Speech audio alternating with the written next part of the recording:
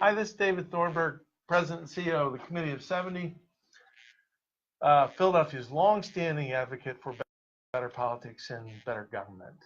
We have a primary election coming up May 21st. A lot of candidates from mayor on the ticket, all of whom are out talking to voters in what we think of as the way of a sort of a job interview for democracy. And in that spirit, we've invited City Council at-large candidates to come by what we're calling our Studio C70 to have a chance to talk to us about their own past, present, and future. And I'm glad to welcome current Councilman Derek Green. Derek, welcome. Thank you. All right. Studio C70. I like that. Studio C70, yeah. It relies on, what was that, Studio 54 I was thinking in New Studio York 54 a while in New ago. York. Yeah, Well, we had Merv Griffin here, not far from here, so. The same kind of environment. But Councilman, I want to start with the most basic question, which sometimes gets lost in the shuffle, is you've been elected, so maybe you took one go with that question. Second time around, why are you running for re-election? Well, I'm running for re-election because I believe I have the experience, leadership, and vision for a better Philadelphia.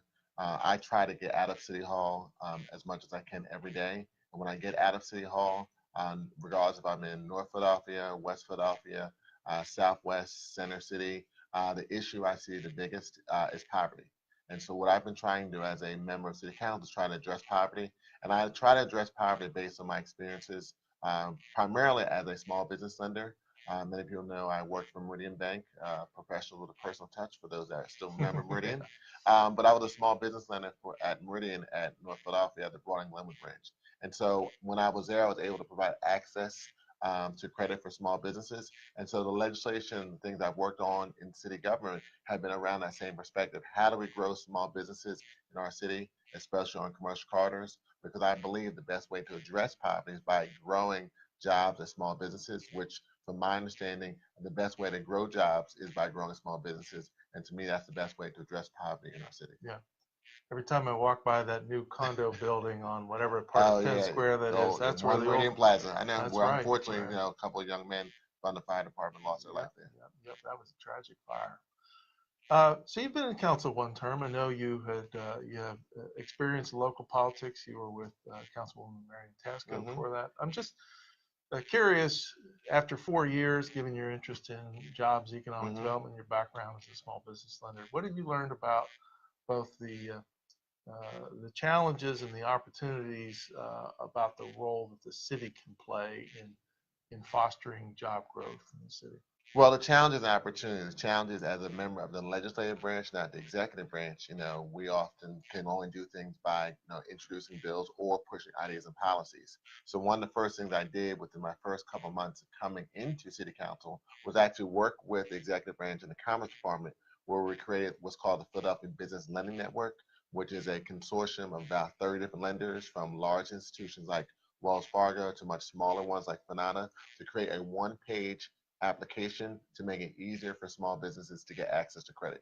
And so that was something that, which is odd that as a legislator, you can't always do things by passing legislation. Sometimes you have to come up with an idea. And this comes back from my experience as a small business lender, where I was able to partner with the Commerce Department to use our ability as an entity, being the city government, to push this process and allow small businesses to get access to credit by working with lenders. So it was kind of a public-private partnership. So from the perspective that, as a city of Philadelphia, we have limited resources, so we can't always just legislate an idea or just come up with a new policy. Sometimes we have to look at what are some of the entities in the private sector can do, and that's why we created this Philadelphia Business Lending Network. You said you can work in one of two ways relative to the executive branch. You can get 9 votes together, or 12 votes if you need. Or 12 votes if you need. Or you can use the good old-fashioned power of the soapbox or the bully pulpit or whatever. I suspect one reason why you're interested in taking another swing in office is you've got some unfinished business. So what specific pieces of either legislation or ideas that you'd like to move from your first term kind of constitute that unfinished business? Well, some of the unfinished business that I would like to really put forward to the voters, and I know these are issues that we've talked about in the past, public financing of elections. We just recently passed legislation to address dark money and clean up some of our campaign finance laws. But really, this whole concept of public financing of elections is something that I started to investigate when I worked for Councilmember Tasco back in 2006, where we had hearings on that. And I've tried to bring that idea to the city of Philadelphia. Now, you have to get votes through council and through committee, so I'll continue to engage my colleagues. If, knock on wood, I am reelected on May 21st. But that's something I would like to have that conversation with the public and see what the citizens of the city of Philadelphia would like to do, if they would like to use some of our general fund dollars for public financing elections. I think part of the challenges from what I've seen at a federal, state, and local level, people have become disillusioned by the political process. If we look at our turnout rates, and I know Committee 70 has studied this over the years, we've got to find ways to increase turnout. So if public financing is one way to do that, to get more people engaged, I think that would be helpful. Yep, yep. And I know there was a lot of conversation when he introduced that legislation, had a couple of informational hearings, but one pushback, which I suspect you heard, was, poorest big city in the nation. Mhm. Is this how we want to be spending however much money we were talking about? It wasn't a huge amount of money, as I recall. No.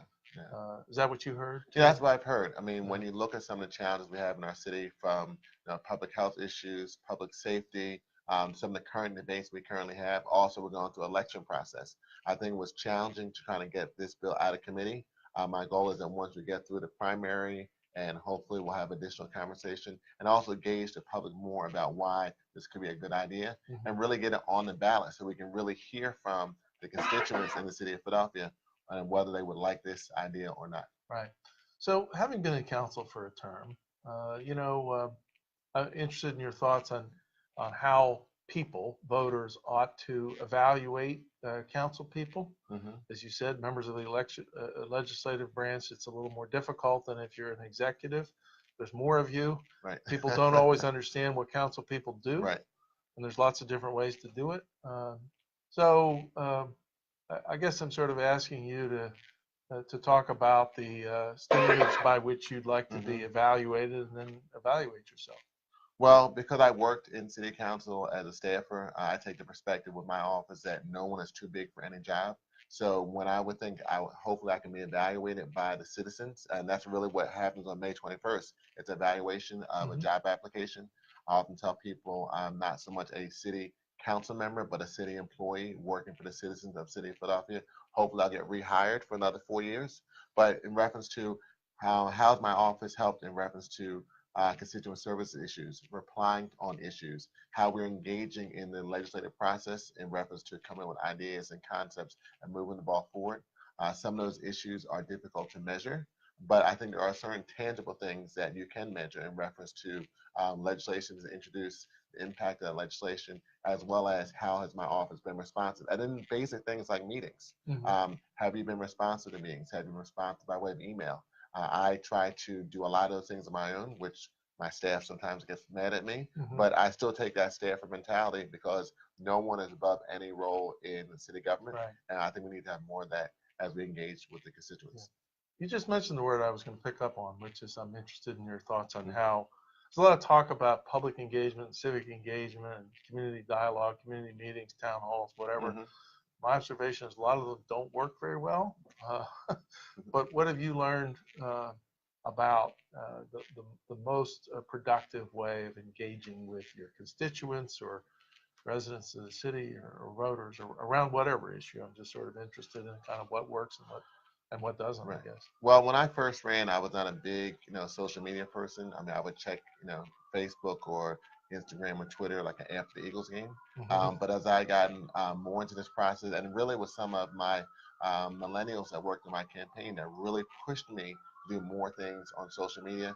And I was amazed. It was actually not so much millennials that were reaching out to me, but some of my church members. And my dad is 83. He says he's not a senior citizen, but a seasoned citizen. And so it's actually some of that population that would reach out to me in church and say, listen, Derek, I couldn't get to various events because of health issues or mobility issues, but I can follow your campaign through social media. So since that time period when I ran in 2015, I've continued to try to do that through social media. I often do things on Facebook Live and talk about the budget and different issues. Exactly, Facebook Live. So I would do things like Thursday mornings before a council session, if there's an important piece of legislation that I'm introducing, or when we have an important issue that we may be debating, I'll do a Facebook Live piece and tell people about what's going up or what's coming up down the pike. as well as the budget process. You know, when we started the budget, I would do things on Facebook Live to let people know public hearing dates. These are things we're going to be debating in council to get people more engaged in the process. So I Right. try to do those right around 9:30, 9:45, and kind of tee up the budget process and also tee up our city council hearings that are on public access television. Yeah, good. Let me talk about budgets for a second. Mhm. It said that budgets are expressions of priorities. Mm-hmm. So my general observation is that if there's something council or the mayor wants to do, within reason, you can find the money in the budget. If there's Within something, reason. if there's something that you don't want to do, Right. there's no money in the budget. Right. So what's on your list of priorities that you wish we were putting more emphasis behind, expressed in the budget? And then where's the trade-off? Are there things that you think we ought to be spending less time and money on, money particularly in the budget process? Well, it's always a challenge. I mean, one of the things that I've been concerned about is some of the increase in crime in the city.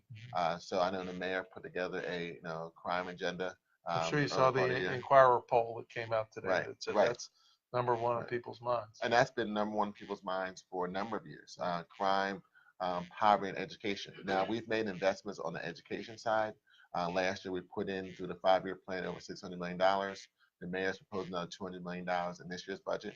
On the crime side, I would like us to see invest more in some of the grassroots-based organizations, community-based organizations, similar to back in the 70s when we had Community policing? well, not so much community Oh. place, but community engagement, Okay. grassroots community-based organizations. Mhm. Back to like in the 70s when we had no gang war in 74. I mean, organizations like the House of Umoja that were really kind of violence interrupters that could try to help stop some of these issues before they occur. I tend to get around to a lot of different schools, and I remember visiting, I think it was either Simon Gratz or no, it was Dobbins, and the principal was saying how they have volunteers that when school gets out around 2:15, 2:30, if there has been some type of fight or disturbance, they have volunteers that kind of go out into the immediate community to try to stop any kind of continued escalation of some type of violence activity. Yeah. So that type of activity on a more citywide perspective, we at one point had a program called Focus Deterrence, which kind of took a very laser-like focus, working with the police department, community organizations to really target those who've had a past interaction with the criminal justice system, and said, listen, we're going to give you an opportunity to kind of take a different path, Right. but also give you some resources on how do you make that different life choice. Right. So those type of things I think will be beneficial if we made those investments on a citywide perspective to address some of the violence in our city. Yeah. One law enforcement professional has said that if you leave law enforcement and reducing crime solely in the hands of the law enforcement people, it's all over. That it has to be a shared community responsibility. Absolutely. Maybe you should suggest. Last couple of minutes that we have together, I'd like you to talk about some ideas that we've discussed before, which is around how we can make the political process and the process of governing in this city more open, more transparent, more accountable. We released just the other day what we're calling Philadelphia Resolution 1, which is a sort of a 5-point starter plan. Things like curbing councilmanic prerogative, doing council redistricting when we do it in 2021 with a lot of citizen input, increasing the transparency in the way council conducts its business and the budget process, and some political reforms and some other things. But what are your thoughts on that bucket of issues?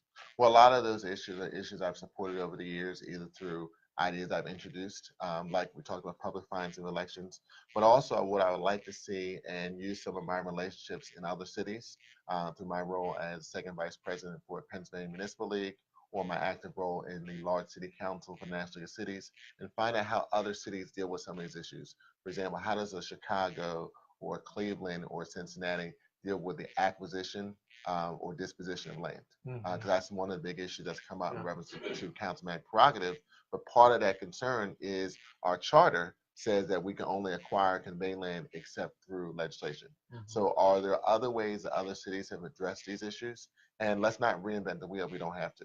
So I think these are things that are important. So a lot of the things you talk about in Resolution 1 are important to me, but also some other ideas. Like I introduced the concept of an independent fiscal office, Yep. which I think would be beneficial if we can have a third party entity, kind of like we have in New York City or at the federal level, Well, it's the Congressional state Budget did a Office. couple years ago, Right, too, exactly. independent fiscal Right. office. It's like it's a congressional budget office, but at a local level that could evaluate an idea that comes from the executive branch or the legislative branch and the financial impact, not just on the city budget, but on the city as a whole. Right. Too often when we talk about these ideas, we just look at the cost from a dollars and cents in the budget, but sometimes proposals and initiatives have an implementation cost or a cost to other entities in the city of Philadelphia, either the private sector or other parts of the nonprofit world who may be impacted by legislative ideas or executive branch initiatives. Yep, I'll just say as sort of an editorial comment, as you maybe to restate what you said, we spent a lot of time often talking about how much to spend on something, but we don't really end up with a great sense of how that particular initiative is moving the needle, or whether it brings along other costs or other challenges in implementing that. Our time's coming up, but Councilman Green, thanks so much for joining us. As I said at the outset, primary day, May 21st. I know the councilman has that in his date book. If you want to find out more about the candidates, the issues, and the logistics of voting, go to our world-class nonpartisan voter guide at C70.org. You can also download our We Vote app to your phone, which will put in the palm of your hand everything you need for May 21st and beyond. So thanks again, Councilman Green. Thank you. And we'll see you at the polls on May 21st. There you go. All righty.